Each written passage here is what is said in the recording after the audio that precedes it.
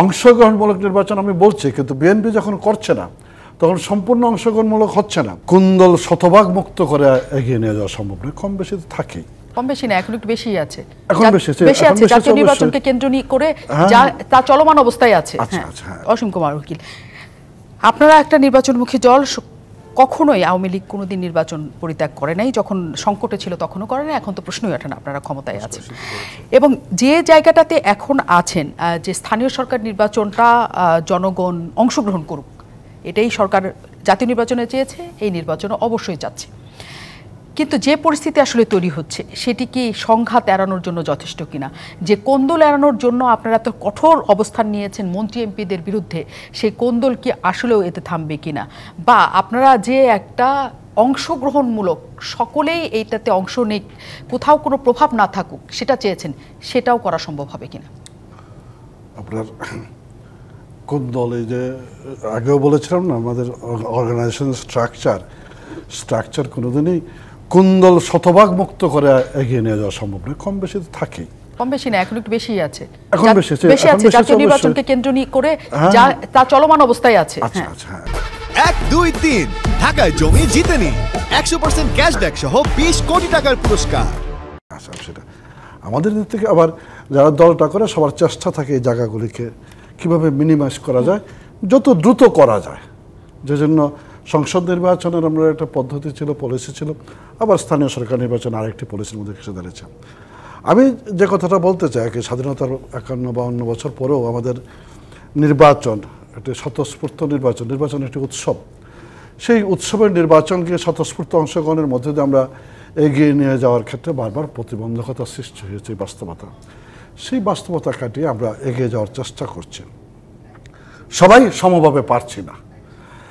জাতীয় সংসদ নির্বাচনের ক্ষেত্রে যে পলিসিটা থাকে, এটা যখন স্থানীয় সরকার নির্বাচন আসে তখন সেই পলিসিটা ভিন্ন হওয়াটাই স্বাভাবিক ছিল, প্রত্যাশিত ছিল।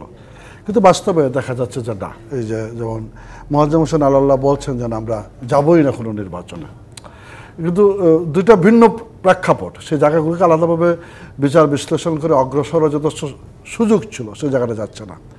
তখন আমাদের দিক থেকে চেষ্টা করা, যেমনভাবে আমরা দ্বাদশ জাতীয় সংসদ নির্বাচনে একটা ভিন্ন পদ্ধতি, অংশগ্রহণমূলক পদ্ধতি নিয়ে অগ্রসর হয়েছে, ঠিক তেমনি এবারেও স্থানীয় সরকার নির্বাচনকে ঘিরে, উপজেলা নির্বাচনকে ঘিরে আমাদের এই পদক্ষেপগুলি নেওয়া হয়েছে। এবং আমরা বিশ্বাস করি ইতিমধ্যে আমাদের কাছে যে খবর আছে সেই খবর দেখে মনে হয় যেটা অগ্রসর হচ্ছে। এখানে ভোটারের উপস্থিতি বাড়বে, এমপি মন্ত্রীদের প্রভাব কমে আসবে, সাধারণের স্বতঃস্ফূর্ত অংশগ্রহণ বাড়বে, সেই জায়গাটা। তারপরেও যখন বিএনপি নির্বাচনে অংশগ্রহণ করছে না, তখন নির্বাচনটা নেওয়া বিতর্ক কিংবা আলোচনার সুযোগ থেকেই যাবে।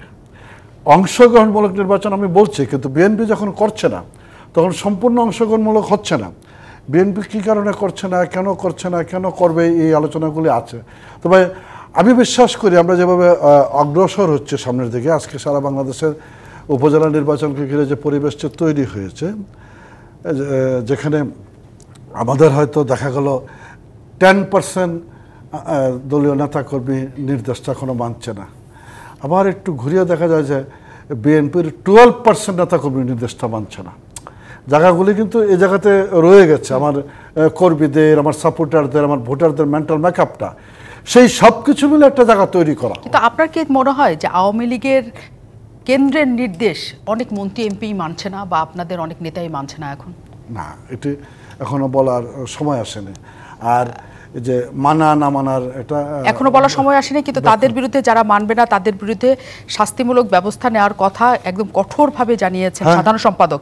কি ধরনের শাস্তিমূলক ব্যবস্থা তাদের বিরুদ্ধে নেওয়া হবে? এটি দলীয় শৃঙ্খলা ভঙ্গের অভিযোগে শোকজ থেকে শুরু করে বহিষ্কার থেকে অব্যাহতি থেকে শুরু করে অন্যান্য কর্মকাণ্ড আছে, বিভিন্ন পর্যায়ে আছে। সে জায়গাগুলো এখনো পর্যন্ত 20 জনের মতো এই জায়গাগুলিতে পদক্ষেপ নেওয়া যাবে, সময়টা আছে, নির্বাচনের যথেষ্ট সময় আছে। আচ্ছা, তার মানে যারা প্রত্যাহার করেনি তাদের বিরুদ্ধে একটা ব্যবস্থা আপনারা নেবেনই, সেটা শুধু কথার কথা হিসাবে নয়। না, আমরা কাজ করছি এটার উপরে।